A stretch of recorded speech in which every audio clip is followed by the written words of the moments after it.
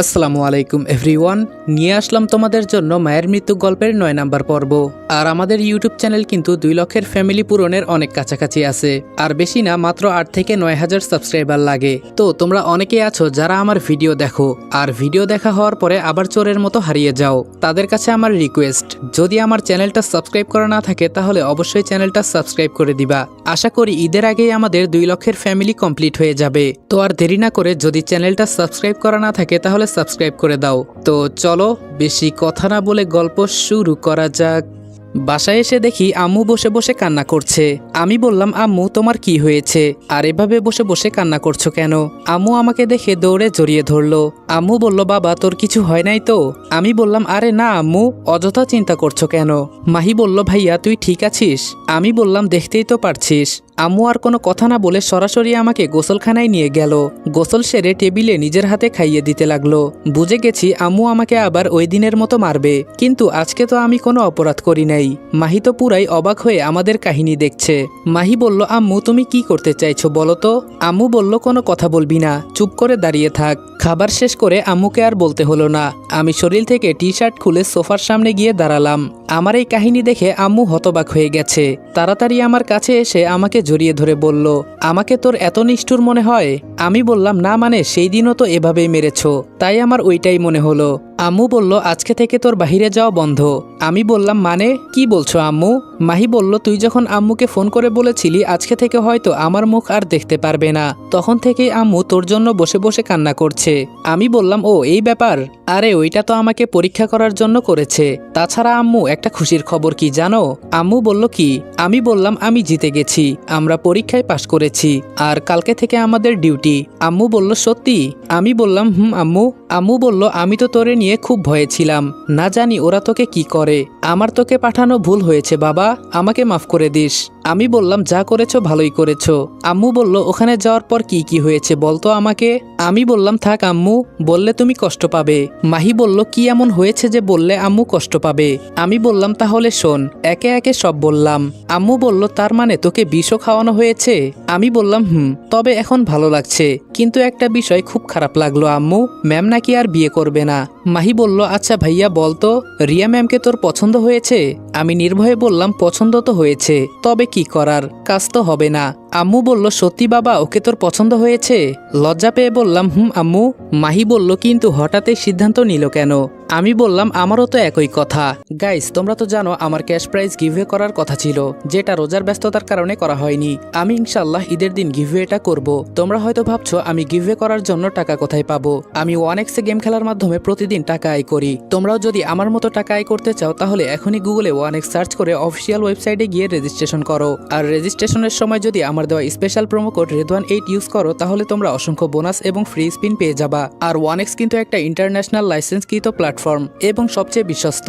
এখানে সকল mobile banking অ্যাপের মাধ্যমে সহজেই তোমরা তোমাদের জেতা টাকা তুলতে পারবে। আর 24 ঘন্টা 7 দিন কাস্টমার সাপোর্ট সুবিধা রয়েছে। তাই আমি এটা ব্যবহার করে আমার রেগুলার হাত খরচের টাকা আয় করি। তোমরাও ট্রাই করে দেখতে পারো।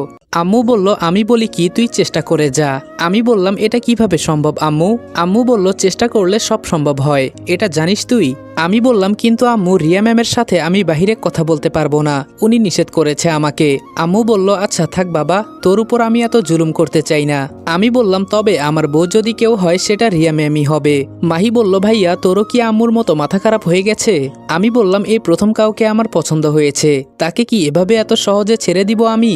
আম্মু বলল, এই না হয় আমার ছেলে, হঠাৎ বাবা কোথায় থেকে এসে বলল, কি নিয়ে কথা হচ্ছে তোমাদের?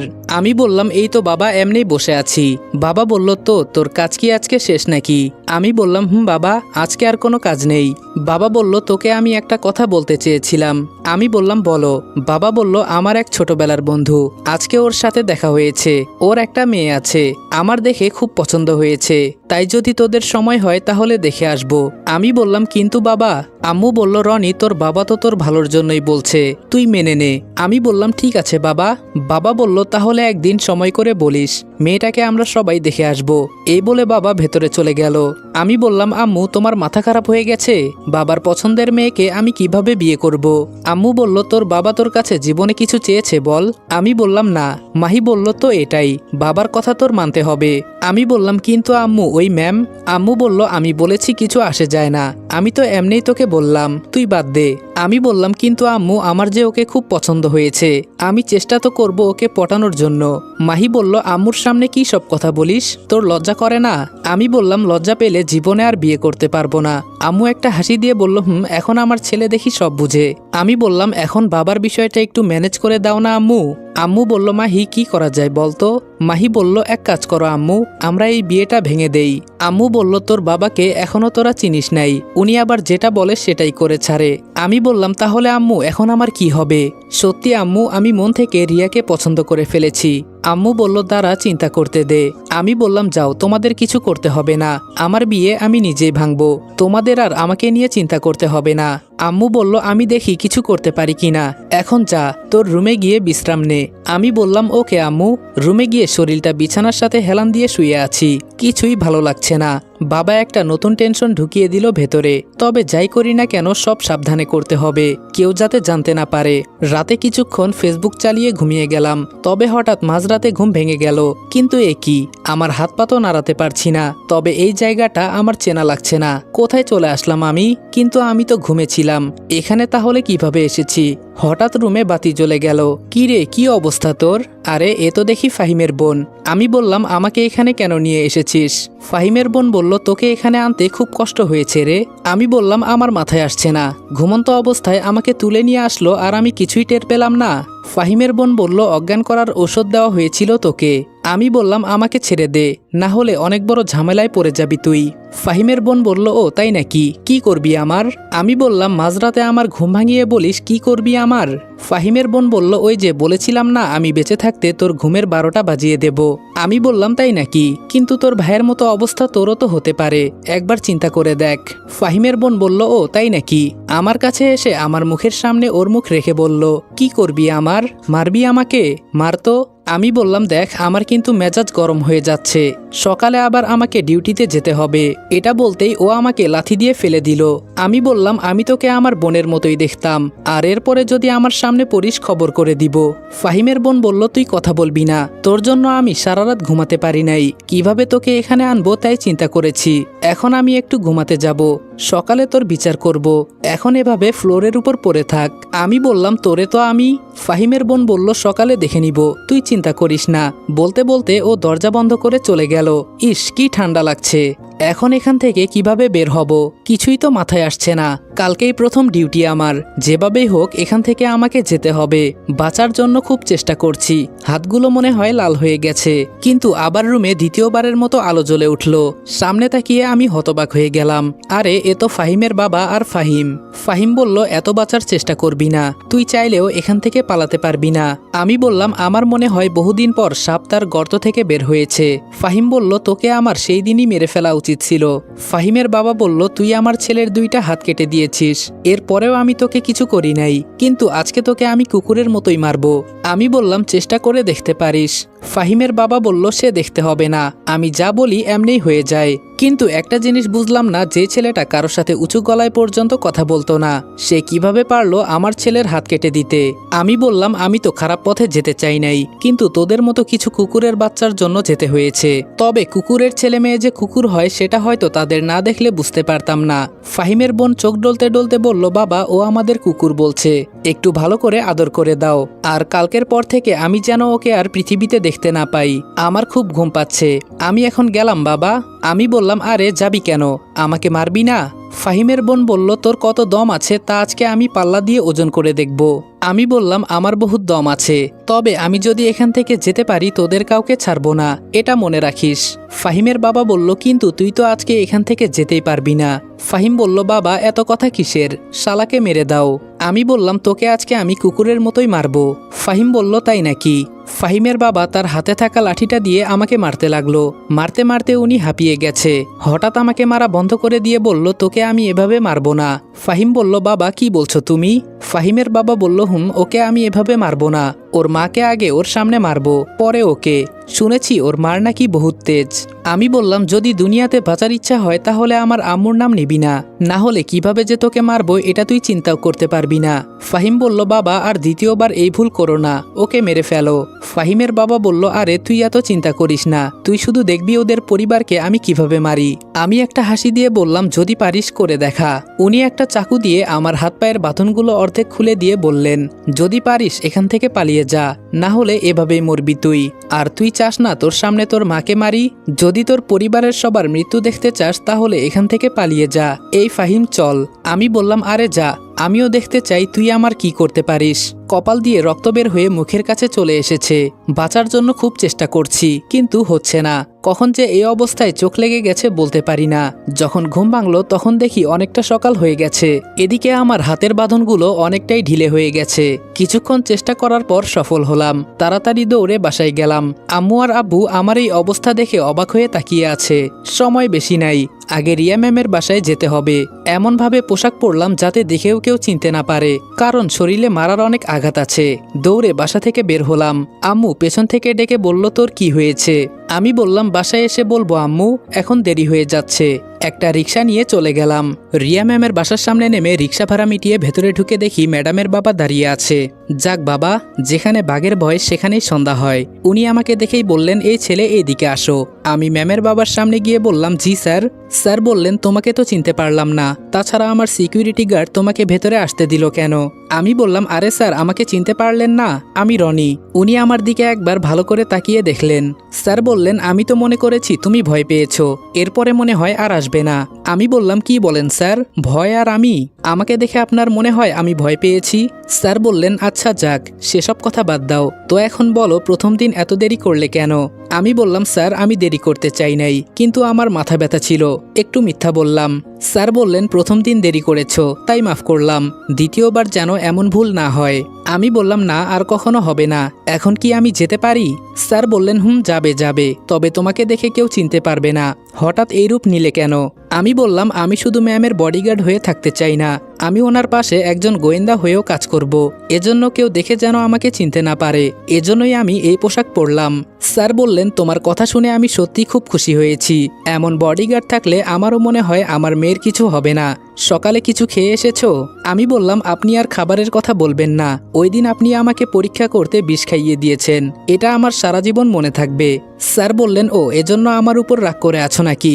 সরি, এই একটু এমন পরীক্ষা করতে হয়, না হলে সবাইকে বিশ্বাস করে নিলে আমার মেয়ের কি হবে, একবার তুমি চিন্তা করেছো? আমি বললাম, স্যার একে তো দেরি করে এসেছি, আপনিও আমাকে আরো দেরি করিয়ে দিলেন, না জানি এখন আমাকে ম্যাম কি বলে, তবে এখন কি আমি যেতে পারি? স্যার বললেন, তাড়াতাড়ি যাও। আমি তাড়াতাড়ি উপরে রিয়া ম্যামের রুমের সামনে গিয়ে দেখি তাসলিমা ভেতরে দাঁড়িয়ে আছে, আর রিয়া ম্যাম কি যেন লিখছে। আমাকে একবার ভালো করে তাকিয়ে দেখলেন। ম্যাম বললেন, এই ছেলে যেখানে দাঁড়িয়ে আছো সেখানে দাঁড়িয়ে থাকো, ভেতরে আসার দরকার নেই। আমি বললাম, কিন্তু ম্যাম। স্যার বললেন, বাবাকে বলো আমার নতুন বডিগার্ডের দরকার নেই। তবে তোমার কণ্ঠ এমন চেনা চেনা লাগছে কেন? আমি বললাম, ম্যাম আমি রনি, আর আমাকে চিনতে পারলেন না? ম্যাম বললেন, ও তুমি, ভেতরে আসো। আমি তো ভেবেছিলাম তুমি আর আসবে না, মনে করেছি বাবা আবার আমার জন্য নতুন বডিগার্ড পাঠিয়েছে। আমি বললাম, দেরি করার জন্য সরি ম্যাম। ম্যাম বললেন, এখন বলো দেরি কেন হয়েছে? আমি বললাম, এই একটু পারিবারিক সমস্যার কারণে দেরি হয়েছে। ম্যাম বললেন, কেন, তোমার মা কি তোমার জন্য বউ দেখছে নাকি? আমি বললাম, আপনি থাকতে আমি বিয়ে করতে যাব কেন? এটা বলতেই মুখে হাত দিলাম। ম্যাম বললেন, কি আর আমি থাকতে মানে? তোমার তো সাহস কম না? তাসলিমা তো চোখ বড় বড় করে আমার দিকে তাকিয়ে আছে। এই রে, কি বলতে কি বলে ফেলেছি। আমি বললাম, আরে ম্যাম আমি বলেছি যেখানে আপনি বিয়ে করবেন না সেখানে আপনার বডিগার্ড হয়ে আমি কিভাবে বিয়ে করব? আমি তো এটাই আপনাকে বোঝাতে চেয়েছি, কি জানি আপনি কি বুঝলেন। ম্যাম বলল, ও তাই বলো। আমি বললাম, তাসলিমা তোর খবর কি? তাসলিমা বলল, ম্যাম আমি একটু ওর সাথে বাহিরে কথা বলতে পারি? ম্যাম বলল, না, যা বলার এখানেই বলো। তাসলিমা বলল, তুই স্যারকে ইনফরমেশন দিস না কেন? উনি কিন্তু খুব রেগে আছে, যে কোনো সময় তোকে ওই চাকরি থেকে বের করে দিতে পারে, এটা মাথায় রাখবি। আমি বললাম, তোর স্যারকে বলে দে আমি কারো হুকুম মেনে কাজ করতে পারি না, আমি যা করব সেটা আমার একার বিষয়, যদি এখানে আমাকে রাখে তো রাখবে, না হলে আমার থানাতেই ভালো। তাসলিমা বলল, হঠাৎ তোর কি হয়েছে? আমি বললাম কিছু হয় নাই। ম্যাম বলল তোমরা কি নিয়ে এভাবে ঝগড়া করছো? আমি বললাম কিছু না ম্যাম, বাদ দেন। আজকে কি কোথাও বের হবেন নাকি? ম্যাম বলল আজকে এক জায়গায় যাব, আমার এক বান্ধবীর বোনের বিয়ে। আমি বললাম ম্যাম কখন বের হবেন? ম্যাম বলল এই তো একটু পর। তবে তোমাকে দেখেই তো চেনা যায় না, কিন্তু তোমার মাস্কটা এমন লাল হয়ে গেছে কেন? মুখে হাত দিয়ে দেখি সত্যি মাস্কটা রক্তে ভিজে গেছে। আমি বললাম ম্যাম ওয়াশরুমটা কোন দিকে? ম্যাম বলল ওই যে ওই দিকে যাও। মুখে কিছুটা পানি দিয়ে ম্যামের কাছে আসলাম। ম্যাম বলল চলো। ম্যামের পেছনে পেছনে নিচে নামলাম। রিয়ার বাবা বলল রিয়া মা তুই একটু গাড়ির সামনে দাঁড়া, আমার রনির সাথে কিছু কথা আছে। রিয়া বলল আচ্ছা বাবা তাড়াতাড়ি করো। এই একদিনে আমার নামটাও মুখস্থ করে নিল। স্যার বলল এই ছেলে কি চিন্তা করো? আমি বললাম চিন্তা করছি আবার আপনি কি আমার উপরে নতুন কোনো পরীক্ষায় অ্যাপ্লাই করবেন নাকি? স্যার বললেন চুপ করো, দিব এক চর। আমি বললাম আপনি কিছু বলবেন? স্যার বলল এই নাও পিস্তল। আমি বললাম কিন্তু আমার কাছে তো আছে স্যার। স্যার বলল আরে ওইটা তো অফিসিয়াল, গুলি খরচ করলে সরকারকে হিসাব দিতে হবে। আর এইটা মনে করো আজকে থেকে তোমার নিজের। আমার মেয়েকে যে ছোঁয়ার চেষ্টা করবে সাথে সাথে ভরে দিবে, আর যত পারো গুলি খরচ করো, আমি কিছু বলবো না, তবে সেটা আমার মেয়ের জন্য। আমি পিস্তল নিয়ে বললাম বুঝে গেছি স্যার, আর বলতে হবে না। স্যার বললেন গুড, এখন যাও, আমার মেয়ে হয়তো দাঁড়িয়ে আছে। কি এক জ্বালায় পড়লাম, এর কথা শুনো ওর কথা শুনো, এজন্য এসব চাকরি আমি করতে চাই না। বাহিরে এসে দেখি ম্যাম গাড়িতে উঠে গেছে। তাসলিমা আমাকে ডাক দিয়ে বলল তাড়াতাড়ি আয়, সবাই তোর জন্য অপেক্ষা করছে। আমি গিয়ে তাসলিমার সাথে পেছনে বসে গেলাম। তাসলিমা বলল এই নে স্যারের সাথে কথা বল। আমি বললাম দেখ আমি এক কথা বারবার বলতে পারবো না, আর এখন উনি চাইলেও আমাকে এখান থেকে সরাতে পারবে না, কারণ সবাই এখন আমাকে বিশ্বাস করে। বলে দে তোর স্যারকে। তাসলিমা মুখটা কালো করে বলল এত উরা ভালো না। আমি বললাম তা তুইও তো দেখি আমার উপরে রেগে গেলি, আমি আবার তোর কি এমন ক্ষতি করলাম? তাসলিমা বলল আমি তোর উপর রাগ করব কেন? আচ্ছা বাদ দে, আমি স্যারকে বুঝিয়ে বলবো। এখন তোর ফোন নাম্বার দে। সকালে তোকে ফোন করতে গিয়েও করতে পারি নাই, কারণ তোর ফোন নাম্বার আমার কাছে নাই। আমি বললাম ফোনটা আমার কাছে দে, আমি তুলে দেই। তাসলিমার ওয়ালপেপারে একটা ছেলের ছবি দেখে বললাম ছেলেটা তো সুন্দর আছে। তাসলিমা বলল তুই দেখে ফেলেছিস? আমি বললাম যেভাবে সামনে রেখেছিস শুধু আমি না, যে তোর ফোন নিবে সেও দেখতে পারবে। এখন বল ছেলেটা কে? তাসলিমা বলল আমার বয়ফ্রেন্ড। আমি বললাম কেমন জানি চেনা চেনা লাগে। তাসলিমা বলল সত্যি কথা বলতে ও আমাদের সিনিয়র স্যার। আমি বললাম কি? তাসলিমা বলল সত্যি। আমি বললাম কিন্তু দেখে তো এমন লাগছে না। তাসলিমা বলল অনেক আগের পিক এটা, তবে একটা কথা কি জানিস, এটা শুধু আমার ভালোবাসা। আমি বললাম তোর ভালোবাসা মানে? তাসলিমা বলল আরে আমি শুধু ওনাকে ভালোবাসি, কিন্তু ভয়ে বলতে পারি নাই, ওই যে একতরফা ভালোবাসা যাকে বলে। আমি বললাম ও এই ব্যাপার, এই জন্যই আপনি আমার সাথে রাগ করলেন, এখন বুঝতে পেরেছি। তুই তো লাইনে আছিস, উনি শুনে ফেলবে না আমাদের কথা? তাসলিমা বলল না, বন্ধ করা আছে। আমি বললাম তবে ওনাকে আমার একটু ভিলেন টাইপের লাগে, কেমন জানি সবসময় অদ্ভুত আচরণ করে। তাসলিমা বলল উনার নামে একদম উল্টাপাল্টা কথা বলবি না। আমি বললাম এত ভালোবাসা ওনার জন্য, তো বলে দিস না কেন? তাসলিমা বলল ভয় করে, এজন্য বলতে পারি না। আমি বললাম তবে কেন জানি আমার মনে হচ্ছে এই ভালোবাসা তোদের সফল হবে না। তাসলিমা বলল মজা করিস আমার সাথে? আমি বললাম আমি কিছুটা আন্দাজ করতে পেরেছি, পরে আরেকদিন তোকে আমি বুঝিয়ে বলবো। এই ড্রাইভার আর কত দূর? ড্রাইভার বলল এই তো স্যার একটু সামনেই। আমি বললাম তাসলিমা শোন, ম্যামের কাছে কাউকে ঘেঁষতেও দিবি না। তাসলিমা আমার দিকে তাকিয়ে দেখে বলল এসব তোর আমাকে শিখাতে হবে না। গাড়ি থেকে নেমে ম্যামের গাড়ির দরজা খুলে দিলাম। উনি নেমে পড়লেন। ওনার আশেপাশে অনেক পুলিশ আছে, তবে আমি আর তাসলিমা ওনার দুই পাশে, ভাবতেও ভালো লাগছে। এমনভাবে ওনার পাশে দাঁড়িয়ে আছি কেউ দেখলে এমনিই ভয় পাবেন।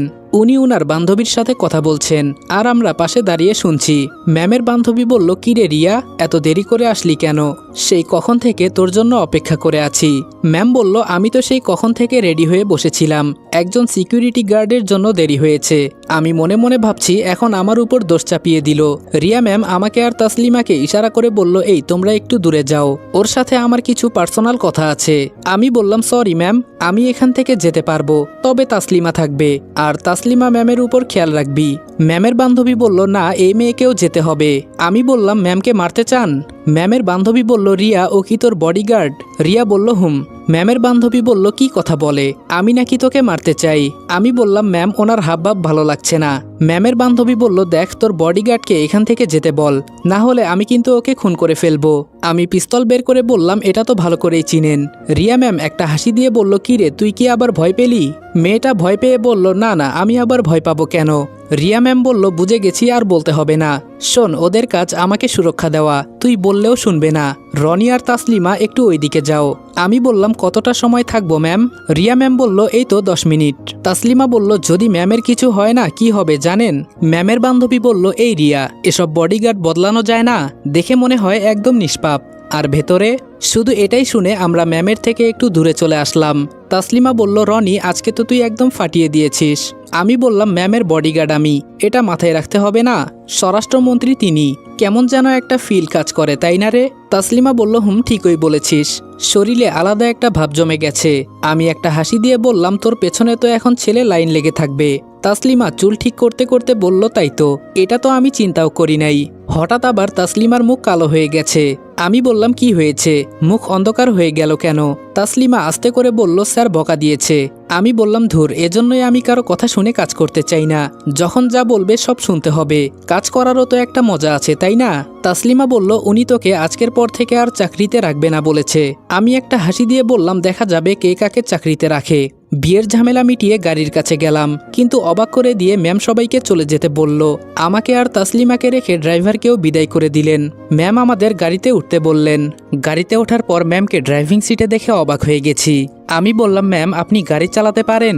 ম্যাম বলল, তোমার কি মনে হয়? আমি বললাম, আমার তো আপনাকে দেখে মনে হয় না যে আপনি গাড়ি চালাতে পারেন, কিন্তু আপনি কেন কষ্ট করতে যাবেন? যদি বলেন আমি চালাবো। ম্যাম বলল, তার আর দরকার নেই। তাসলিমা বলল, আমরা যাব কোথায় ম্যাম? ম্যাম বলল, এই তো আজকে একটু ঘুরতে যাব। তাসলিমা বলল, আপনি একজন স্বরাষ্ট্রমন্ত্রী হয়ে এভাবে সাধারণভাবে ঘুরবেন? আমি বললাম, ঠিকই তো বলেছে ম্যাম। ম্যাম একটু চিন্তা করে দেখতেন যদি। ম্যাম বলল, আরে তোমরা চিন্তা করো না, আমি মুখে মাস্ক লাগিয়ে রাখবো, কেউ দেখেও চিনতে পারবে না। আমি বললাম, আপনি তো আপনার কথা বললেন, কিন্তু স্যার তো আমাকে ছাড়বে না। ম্যাম বলল, আরে বাবার কাছ থেকে অনুমতি নিয়েই তো বের হয়েছি। তাসলিমা বলল, আমার তো মনে হয় না ম্যাম। আমি বললাম, ঠিকই তো বলেছে তাসলিমা, আমারও তাই মনে হয়। আপনি মিথ্যা বলছেন, প্লিজ ম্যাম চলুন, পরে না জানি কোন ঝামেলায় পড়ে যাই। ম্যাম বলল, এই চুপ করো তো তোমরা, এত কথা বলো কেন? আর আমার বাবা বলেছে যেখানে রনির মতো একজন বডিগার্ড আছে সেখানে তোর কোনো ভয় নেই। আমি বললাম, বুঝে গেছি, আমাকে আর পাম দিতে হবে না, এখন চলুন। ম্যাম একটা পার্কের সামনে গাড়ি থামিয়ে বলল, এখানে নেমে পড়ো। গাড়ি থেকে নেমে ম্যামকে বললাম, ভালো করে নিজের খেয়াল রাখেন, যাতে দেখেও কেউ চিনতে না পারে। ম্যাম বলল, ওইদিকে চলো। আমি বললাম, পার্কের ভেতরে যাবেন না ম্যাম? ম্যাম বলল, না, ফুচকা খেতে যাব। আমি বললাম, কিন্তু আমরা তো এসব খাই না। তাসলিমা বলল, তুই না খেলে সর।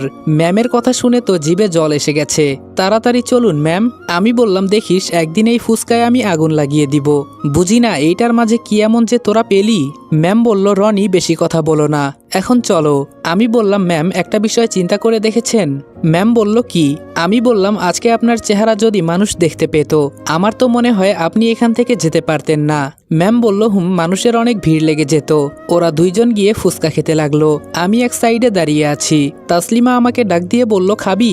আমি বললাম, আমার খাওয়ার দরকার নেই, ম্যামকে যেন কেউ দেখতে না পারে সেদিকে খেয়াল রাখ। একটু পর একটা মেয়ে আমার সাইডে এসে দাঁড়ালো। বুঝলাম না এত জায়গা থাকতে আমার পাশেই কেন দাঁড়ালো। একটু বিরক্ত হয়ে বললাম, এই যে ম্যাডাম, ওইদিকে কত জায়গা আছে, আমার পাশে কেন দাঁড়ালেন? মেয়েটা চশমা ঠিক করতে করতে বলল, কেন, জায়গাটা কি তোমার যে এখানে দাঁড়াতে গেলে তোমার অনুমতি নেওয়া লাগবে? কোথায় থেকে যে এসব মেয়ে আসে বুঝি না। ফুচকা খাওয়ার সময়ও নাকি চশমা লাগিয়ে রাখা লাগে। এগুলো তো দেখছি জাতকানা। আমি একটু দূরে গিয়ে দাঁড়ালাম, আর দূর থেকে ম্যাম আর তাসলিমা আমার কাহিনী দেখছে। মেয়েটা আবার আমার কাছে এসে দাঁড়ালো। এখন বলেন, মেজাজ কি ঠিক থাকে? আমি বললাম, এই যে আপু, দেখতে শুনতে তো কম সুন্দর না। ওইদিকে দেখেন কত সিঙ্গেল ছেলে দাঁড়িয়ে আছে, ওদের কাছে গিয়ে দাঁড়ান, অনেক সম্মান পাবেন। আর সিঙ্গেল থাকলে ওরা মিঙ্গেল করে দিবে, আমার কাছ থেকে তবুও দূরে যান। মেয়েটা বলল, ভাইয়া একটা কথা বলার ছিল। কি ব্যাপার? হঠাৎ মেয়েটা এত ভদ্র হয়ে গেল কেন? আমি বললাম, ঠিক আছে, যা বলার তাড়াতাড়ি বলুন। মেয়েটা বলল, ভাইয়া আমার না খুব শখ আসল পিস্তল ধরার, এটা একটু ধরতে দিবেন? শুধু একটা পিক তুলবো। আমি বললাম, দেখেন আপু, আমি এখন ডিউটিতে আছি, দয়া করে আমাকে ডিস্টার্ব করবেন না। মেয়েটা বলল, আপনি কি সরকারি চাকরি করেন? এই মেয়ে তো দেখছি আমার মাথা খারাপ করে দিবে। আমি বললাম, আপু ওইদিকে একটা সেনাবাহিনীর ক্যাম্প আছে, ওখানে যান, ওরা সবাই সরকারি চাকরি করে, যা আবদার করবেন সব পূরণ করে দিবে। মেয়েটা বলল, না, আমি ওখানে গিয়ে কি করব? আমি তো আপনার কাছে এসেছি। আমি ম্যামকে ইশারায় এখানে আসতে বললাম। উনি একটা হাসি দিয়ে আমার দিকে এগিয়ে আসলেন। ম্যাম বললেন, এই মেয়ে এখানে কি চাই? মেয়েটা বলল, তা আপনাকে আমি বলবো কেন? আমি বললাম, তোর তো সাহস কম না, ম্যামের সামনে বলিস তা আপনাকে বলবো কেন? ম্যাম বলল, আরে রনি চুপ করো। এই মেয়ে, তুমি কি জানো ওর 2টা বউ আছে? আমি হতবাক হয়ে গেলাম ম্যামের কথা শুনে। তাই অদ্ভুত দৃষ্টিতে ম্যামের দিকে তাকিয়ে বললাম, কি? ম্যাম বলল, আরে কালকে একজনকে ডিভোর্স দিয়ে আরেকজনকে বিয়ে করেছো, মনে নাই? মেয়েটা মুখ কালো করে বলল, আপু মিথ্যা বলেন কেন? ম্যাম বলল, আরে যারা সরকারি চাকরি করে না, তুমি খোঁজ নিয়ে দেখো, ওদের পেছনে তো তোমার মতো অনেক মেয়ে লাইনে লেগে থাকে। এজন্য যাকে ওদের ভালো লাগে তাদের বিয়ে করে নেয়, একটা আর 2টা যাই হোক। এখন তুমিও যদি চাও আমি কথা বলে দেখতে পারি ওর মার সাথে। মেয়েটা বলল, আমি তো চেয়েছিলাম কোনো সরকারি চাকরিজীবী ছেলেকে বিয়ে করে লাইফ সেটেল করে নিব, কিন্তু আপনি আমাকে বাঁচিয়ে দিলেন। আমি বললাম, এই মেয়ে এত বকবক করিস না তো, যা এখান থেকে। ওর কাণ্ড দেখে আমার মেজাজ গরম হয়ে গেছে। মেয়েটা আমার দিকে মুখ বাঁকিয়ে বলল, আমাকে চিনিস তুই? আমি বললাম, তুই কি খান সাহেবের নাতি যে তোকে চিনতে হবে? যাবি এখান থেকে নাকি গুলি করব? মেয়েটা ভয়ে ভয়ে চলে গেল। আমি বললাম, ম্যাম আমি আগেই বলেছি এভাবে খোলামেলা আমাদের আসা উচিত হয় নাই। ম্যাম বলল, আমার তো ঘুরতে মন চাইছে, এজন্যই বের হয়েছি। চলো, আমার একটা প্রিয় জায়গা আছে, অনেকদিন সেখানে যাওয়া হয় না। আমি বললাম, পরে বাসায় যাবেন তো? ম্যাম বলল, তারপর আরেকটা জায়গায় যাব, আজকে শুধু ঘুরবো আর ঘুরবো। আমি বললাম, আমি এখন ওই স্যারকে ফোন করে বলছি, আপনি আমাকে ফাঁসাতে চান তাই না? ম্যাম বলল, আরে করো কি, বাবাকে কল করতে হবে না, এটাই শেষ, পরে বাসায় চলে যাব। আমি বললাম, সত্যি তো? ম্যাম বলল, আচ্ছা তাসলিমা, আমার সাথে ঘুরতে তোমার ভালো লাগছে না? তাসলিমা বলল, অবশ্যই ম্যাম, ভালো কেন লাগবে না, আপনার সাথে ঘুরতে গেলে তো ভাগ্য লাগে। ম্যাম বলল, তো তোমার ভালো লাগছে না কেন রনি? আমি বললাম, ম্যাম আপনি বর্তমানে দেশের একজন স্বরাষ্ট্রমন্ত্রী, আপনার যদি কিছু হয়ে যায় আপনার বাবা আমাকে ছাড়বে না, আর আমি চাই না আপনার কোনো ক্ষতি হয়ে যাক। রিয়া ম্যাম আমার দিকে তাকিয়ে একটা হাসি দিয়ে বলল, আমি এটাই চিন্তা করি, যেখানে বাবা কাউকে বিশ্বাস করে না সেখানে বাবা তোমাকেই কেন এত সহজেই বিশ্বাস করে নিল। এখন আমি এটা বুঝতে পেরেছি। আচ্ছা চলো, আর কোনো কথা নয়, এমনেই দেরি হয়ে যাচ্ছে। ম্যাম আমাদের নিয়ে গেল একটা নদীর সামনে। আমরা ম্যামের সাথে গিয়ে নদীর সামনে বসলাম। তাসলিমা বলল, সত্যি ম্যাম, জায়গাটা অনেক সুন্দর, আপনার পছন্দের জায়গা বুঝি? ম্যাম বলল, আগে যখন আমার মন খারাপ হয়ে যেত তখন এখানে আসতাম, কিন্তু আমি মন্ত্রী পদে আসার পর বাবা আমাকে একা একা বের হতে দেয় না, তাই আজকে তোমাদের সাথে আসলাম। আমি বসে বসে ওদের কথা শুনছি। হঠাৎ তাসলিমা একটা প্রশ্ন করলো, আচ্ছা ম্যাম, আমরা আজকে মাত্র জয়েন করেছি, এর মাঝে আমাদের এত বিশ্বাস করে কিভাবে আমাদের সাথে আসলেন? ভয় করে না আপনাকে যদি আমরা মেরে ফেলি? ম্যাম বলল, তোমাকে দেখে এমন মনে হয় না, আমি মানুষের চোখ দেখলেই বলতে পারি, আমি জানি আমার সাথে কে কি করতে চায়, আগে থেকেই সবকিছুর খবর আমার কাছে থাকে। আমি বললাম, আমার সম্পর্কে কিছু বলবেন না ম্যাম? ম্যাম বলল, তোমার সম্পর্কে কিছু বলবো না, শুধু এটাই জানি যার মা এত ভালো তার সন্তান তো কোনো কথাই নাই। আমি বললাম, অনেক অনেক ধন্যবাদ ম্যাম। রিয়া ম্যাম হঠাৎ উদাস হয়ে আকাশের দিকে তাকিয়ে আছে। ম্যাম বলল, সূর্যটাকে একা একা লাগছে তাই না? যদি ওর পাশে কেউ থাকতো তাহলে আরো সুন্দর লাগতো। আমি বললাম, ঠিক বলছেন ম্যাম, বাস্তবে কেউ একা একা থাকতে পারে না, সেটা মানুষ হোক বা অন্য কিছু। তাসলিমা বলল, তবে মাঝে মাঝে সূর্যের মতো হয়ে উপর থেকে প্রিয়জনকে দেখার মজাই আলাদা। আমি বললাম, হঠাৎ করে কবি হয়ে গেলি কেন? আমি বললাম, সূর্যটা কি সুন্দর তাই না ম্যাম? উপর থেকে হয়তো প্রিয়জনকে রোদ্রের আলো দিয়ে বাঁচিয়ে রাখছে, ও চায় ওর প্রিয়জন ভালো থাকুক, ও দূর থেকে ওর প্রিয়জনকে সুখী দেখতে চায়, আর ভেতরে ভেতরে বেচারা জ্বলে পুড়ে মরছে, না কিছু বলতে পারছে না কিছু করতে পারছে। আমারও একই অবস্থা ওর মতোই, আমি শুধু প্রিয়জনকে দূর থেকে দেখেই যাচ্ছি, না কিছু বলতে পারছি না ওর কাছে যেতে পারছি। শুধু সূর্য মামার মতো আমি ওকে আলো দেই, কিন্তু এটা যে সূর্য মামার আলো ও বুঝে না ম্যাম। এটা বলতেই দেখি তাসলিমার চোখ থেকে পানি পড়বে পড়বে অবস্থা। ম্যাম আর আমি এটা দেখে অবাক হয়ে তাসলিমার দিকে তাকিয়ে আছি। ম্যাম বলল, তাসলিমা, আমি কি কোনো ভুল করেছি তোমার সাথে? সেই দিন বলেছি যারা আমার সাথে কাজ করে তারা কখনোই বিয়ে করতে পারবে না। দেখো, এটা আমি এমনিই মজা করে বলেছি, কিছু মনে করো না। তাসলিমা বলল, যেখানে প্রিয়জন আমাকে বুঝতে পারে না সেখানে কাকে কি বলবো ম্যাম? ম্যাম বলল, কাউকে যদি ভালোবেসে থাকো তাহলে সরাসরি বলে দাও, আমি ওকে সারা জীবন সূর্য মামার মতো আলো দিয়ে যাব। ম্যাম বলল, এভাবে একা একা থাকা যায় না, বাস্তবে কেউই একা থাকতে পারে না। তাসলিমা বলল, আপনি তাহলে কিভাবে থাকেন? আমিও অবশ্যই পারবো। আমি বললাম সত্যি ম্যাম, আপনি যদি বিয়ে টিয়ে না করেন আমরাও সারা জীবন সিঙ্গেল থাকবো। একটু ডায়লগ মারলাম আর কি। ম্যাম আবার আকাশের দিকে তাকিয়ে আছে, তবে এবার একটু আলাদাভাবে ম্যাম তাকিয়ে আছে। ওনার চোখ থেকে জল গড়িয়ে পড়ছে। আমাদের তো বলার মতো কোনো ভাষা নেই। ম্যাম আজকে কান্না করছে। আমি বললাম কি হয়েছে ম্যাম, আপনি এভাবে কান্না করছেন কেন? ম্যাম বলল কিছু কিছু দুঃখ শুধু এভাবেই পানির সাথে উড়িয়ে দিতে হয়, হয়তো এগুলো কাউকে বলা যায় না, এগুলো শুধু সারা জীবন বুকের মাঝে আগলে নিয়ে বাঁচতে হয়। এটা বলেই ম্যাম চোখের পানি মুছলেন। তাসলিমা বলল ম্যাম কেউ কি আপনাকে কিছু বলেছে? যদি বলে থাকে আমাদের বলেন, ওর মাথা কেটে আপনার হাতে ধরিয়ে দিব।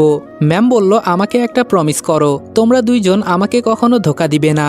আমি বললাম জীবন থাকতে কখনো না ম্যাম, যতদিন আমরা আপনার পাশে আছি কিছুই হতে দিব না আপনার। তাসলিমা বলল হুম ম্যাম, আমাদের বিশ্বাস করতে পারেন।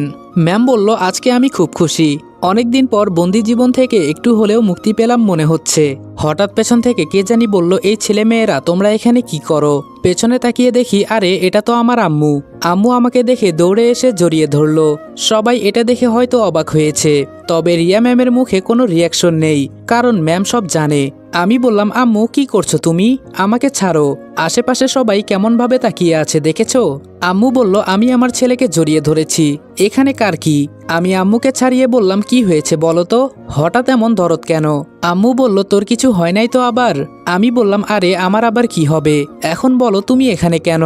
আম্মু বলল তোকে সেই সকাল থেকে খুঁজতে খুঁজতে এখানে। আমি বললাম কেন, আমাকে ফোন দিতা তাহলেই তো হতো। আম্মু বলল তোর ফোন বন্ধ বলছে।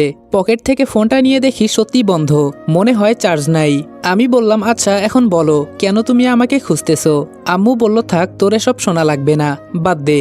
আমি বললাম না, বলো কি হয়েছে? আম্মু আমার কানের কাছে এসে বলল ফাহিমের বাবা ফোন করে বলেছে ছেলেকে খুঁজে পেয়েছেন তো, নাকি একটু পর লাশ নিতে আমার বাড়িতে আসবেন। এখনো সময় আছে, ছেলেকে খুঁজে বের করুন, নাকি আমার সাহায্য লাগবে? লাগলে বলবেন। আমি বললাম আম্মু তুমিও না, কে কি না কি বলেছে তাই বলে তুমিও তা শুনবা? আরে ওদের কাজ তো মানুষের পেছনে পড়ে থাকা। আম্মু বলল সবই তো বুঝলাম, কিন্তু তুই এখানে কেন? আর এই মেয়েরা কারা? আমি বললাম আম্মু আমি এখন ডিউটিতে আছি, বিরক্ত করো না তো, যাও। আম্মু বলল এটা তোর ডিউটি? ম্যাম বলল ভালো আছেন ম্যাডাম। আম্মু বলল তুমি কে, আর আমার ছেলের সাথে কি করো? তোমাকে তো চিনলাম না। আমি আম্মুর কানের কাছে গিয়ে বললাম কাকে কি বলছো জানো তুমি? উনি আমাদের রিয়া ম্যাম, মানে স্বরাষ্ট্রমন্ত্রী। আম্মু বলল কি? আমি বললাম হুম। আম্মু বলল বিশ্বাস হচ্ছে না। আমি বললাম আরে আম্মু এই মেয়েটাও আমার সাথে ডিউটিতে আছে, এখন বুঝেছো? আম্মু বলল ভালো আছেন ম্যাম। রিয়া ম্যাডাম বলল আরে আরে কি বলেন, আমাকে ম্যাম বলবেন না। আম্মু বলল আপনি একজন স্বরাষ্ট্রমন্ত্রী, আপনাকে ম্যাম না বললে আপনার সম্মান থাকবে না। রিয়া বলল আরে এসব কথা বাদ দেন, আমি আপনার মেয়ের মতোই, তাই আমার নাম ধরে ডাকবেন। আম্মু বলল আপনি এত ক্ষমতাশালী একজন মানুষ। রিয়া বলল আপনিও তো কম না, আপনারও তো আমার থেকে উপরের লেভেলের মানুষের সাথে ওঠা বসা, সো আমাকে নাম ধরেই ডাকবেন। আম্মু একটা হাসি দিয়ে বলল সে না হয় ডাকবো, কিন্তু হঠাৎ এই সাধারণ পরিবেশে? রিয়া ম্যাম বলল মানুষের ভিড়ে থাকতে থাকতে আর ভালো লাগে না, তাই ভাবলাম একা একটু বের হই। আম্মু বলল এত বেশি এখানে থাকবেন না, তাড়াতাড়ি চলে যান। রিয়া ম্যাম বলল আপনিও দেখি আপনার ছেলের মতোই কথা বলেন। আম্মু বলল আমার ছেলে পারবে তো আপনাকে রক্ষা করতে, কারণ এর আগে ও কারো বডিগার্ড হয় নাই, আর ও কারো হুকুম মেনে কাজ করতে চায় না, এই একটাই সমস্যা। আমি বললাম আম্মু তুমি কি যাবে? যাও তো থানায়, তোমার কি কোনো কাজ নাই? সরকার কি ঘোরাফেরা করতে টাকা দেয় তোমাকে? আম্মু বলল বাড়িতে আয়, পিঠের চামড়া তুলে নিব তোর। ম্যাম একটা হাসি দিয়ে বলল মা ছেলের মাঝে তো দেখি খুব মিল। আম্মু বলল আমার একটাই ছেলে, খুব আদরের, খুব ভালোবাসি আমি ওকে। আমি বললাম আম্মু। আম্মু বলল আরে যাবো যাবো, তোর ম্যাডামকে তো আর খেয়ে ফেলছি না। ম্যাম বলল রনি তুমি একটু চুপ থাকতে পারো না তো, আপনি একদিন আমাদের বাসায় আসবেন। আম্মু বলল তেমন সময় পাই না, তবে তুমি একদিন সময় করে আমাদের বাসায় যাবে, ঘরটা আলোকিত হয়ে যাবে। রিয়া বলল এভাবে এত সম্মান দিয়ে বলবেন না। আমি বললাম যান শুধু একবার, আম্মু আপনাকে আর আসতে দিবে না, আমাদের বাসায় ধরে রেখে দিবে আমার বউ করে। লাস্ট লাইনটা একটু আসতে বললাম, শুনলে আমার অবস্থা শেষ। আম্মু বলল দিমু এক চর, শুধু উল্টাপাল্টা কথা। আমি বললাম আমি বললেই তো উল্টাপাল্টা তাই না? তাসলিমা বলল রনি এটা কি তোর মা? আমি বললাম তাসলিমা বলল ভালো আছেন আন্টি? আম্মু বলল এই তো আলহামদুলিল্লাহ। আচ্ছা তোরা থাক, আমি এখন যাই, এমনি অনেক দেরি হয়ে গেছে আমার। ম্যাম বলল আপনার সাথে কথা বলে খুব ভালো লাগলো। আম্মু বলল আমিও ভাবতে পারি নাই আপনার সাথে এভাবে আমার দেখা হবে। আচ্ছা ভালো থাকবেন। আর রনি ওনাকে নিয়ে যত তাড়াতাড়ি সম্ভব এখান থেকে চলে যা। আমি বললাম আম্মু, আর আমাকে নিয়ে এত চিন্তা করবে না। আম্মু চলে যাওয়ার পর ম্যাম আমার দিকে তাকিয়ে বললেন, তোমার মা তোমাকে খুব ভালোবাসে তাই না? আমি বললাম কি বলবো ম্যাম, অনেক অনেক ভালোবাসে আমার আম্মু, যা কোনো কিছুর সাথে তুলনা করা যাবে না। রিয়া ম্যাম বলল তোমার মায়ের ভালোবাসা দেখে আমার আম্মুর কথা মনে পড়ে গেল। তাসলিমা বলল কেন ম্যাম, আপনার মা কোথায়? ম্যাম বলল আমার আম্মু দেশের বাইরে থাকে। আমি বললাম কেন ম্যাম, আপনাদের তো এত এত টাকা। ম্যাম বলল এই প্রশ্ন আর করিও না, এগুলো লুকোনোই থাক। আমি বললাম আপনার ইচ্ছা, তো এখন চলেন ম্যাম। ম্যাম বলল চলো, আর এখানে থাকা যাবে না। তাসলিমা বলল আমরা গাড়ির দিকে যেতে লাগলাম। হঠাৎ ম্যাম দাঁড়িয়ে বললেন দাঁড়াও তোমরা। আমি বললাম এখন আবার কি হয়েছে ম্যাম? ম্যাম বলল আজকে আমরা হেঁটে যাব, অনেক দিন হলো হাঁটা হয় না। আমি বললাম আপনার মাথা খারাপ হয়েছে, আপনি হেঁটে যাবেন? আপনার বাবা যদি এই কথা শুনতে পারে আমাকে তো শেষ করে দিবে। ম্যাম বলল আরে বাবা চিন্তা করতে হবে না তোমাকে, এসব আমি দেখে নিব, এখন চলো তো। তাসলিমা বলল সত্যি হেঁটে যাবেন আপনি? ম্যাম বলল চলো, অনেক দিন হলো হাঁটা হয় না। আমি বললাম কি যে পাগলামো শুরু করলেন না আপনি, মাঝে মাঝে আমি বুঝি না। আচ্ছা আপনারা যান, আমি গাড়িটা নিয়ে আসছি। ম্যাম বলল না তোমার এখানে থাকা লাগবে না, আমি ড্রাইভারকে বলে গাড়িটা এখান থেকে নিয়ে নিব, এখন তুমি চলো। আমি বললাম চলেন। ম্যামের সাথে হাঁটতে লাগলাম, ফোনটা হাতে নিয়ে অন করলাম, দেখি অল্প একটু চার্জ আছে। হঠাৎ দেখি কে জানি কল করেছে। রিসিভ করে বললাম কে বলছেন, কিন্তু ওই পাশ থেকে কোনো আওয়াজ আসছে না। ধুর বাবা, কে যে ফালতু ফোন করে ডিস্টার্ব করে বুঝি না। ফোনে কথা বলার কারণে ম্যামের পেছনে চলে আসলাম। রিয়া ম্যাম আর তাসলিমা সামনে হাঁটছে, আর আমি একটু পেছনে পেছনে হাঁটছি। ম্যামের পায়ে ছিল হিল জুতা পরানো। হঠাৎ দেখি কিসের সাথে লেগে ম্যাম পা মুচড়ে পড়ে যাচ্ছে। আমি পেছনে থাকার কারণে তাড়াতাড়ি গিয়ে ম্যামকে পেছন থেকে ধরে ফেললাম, যার কারণে ম্যাম নিচে পড়ে নাই। তবে আমাকে অবাক করে দিয়ে ম্যাম তাড়াতাড়ি আমার থেকে নিজেকে ছাড়িয়ে সামনে একজন লোক ফুচকা বিক্রি করছিল, ওখানে দৌড়ে গিয়ে একটা ফল কাটার চাকু এনে আমার হাত ধরেই হাতের তালুর মাঝে টান মারলো। আমি একটা চিৎকার দিয়ে বললাম ম্যাম আপনি এটা কি করলেন? রাগে ম্যামের মুখটা টমেটোর মতো হয়ে গেছে। উনি আমার গালে ঠাস করে একটা চড় দিয়ে বলল তোর সাহস কি করে হয় আমার গায়ে হাত দেওয়ার? চড়টা খেয়ে আমি পুরাই ব্যাকেল হয়ে গেছি, আমার হাত দিয়ে রক্তের ছড়াছড়ি হয়ে যাচ্ছে। ম্যাম মুখ থেকে মাস্ক টান দিয়ে খুলে জোরে চিৎকার দিয়ে বলল 2 টাকার বডিগার্ড হয়ে আমার গায়ে টাচ করেছিস, এ বলে লাথি দিয়ে আমাকে দূরে ফেলে দিল। আশেপাশে কিছুক্ষণের ভেতরে মানুষের ভিড় জমে গেছে। ম্যাম চিৎকার দিয়ে বলল আমার পানি লাগবে। পাশ থেকে কে জানি এক বালতি পানি এনে ম্যামকে দিল। ম্যাম পানিটা নিজের শরীরে মেরে দিল, যার কারণে ওনার পুরো শরীরটা ভিজে গেছে। আমি এখনো মাটিতে পড়ে আছি, এখনো আমি কিছুই বুঝে উঠতে পারলাম না আমার সাথে এসব কি হচ্ছে। আরে আমি তো ম্যামকে বাঁচানোর জন্য শরীরে হাত দিয়েছি, এজন্য? ম্যাম দৌড়ে এসে আমাকে মাটি থেকে তুলে ইচ্ছে মতো মারতে লাগলো। কিছুক্ষণের ভেতরে মিডিয়া চলে এসেছে।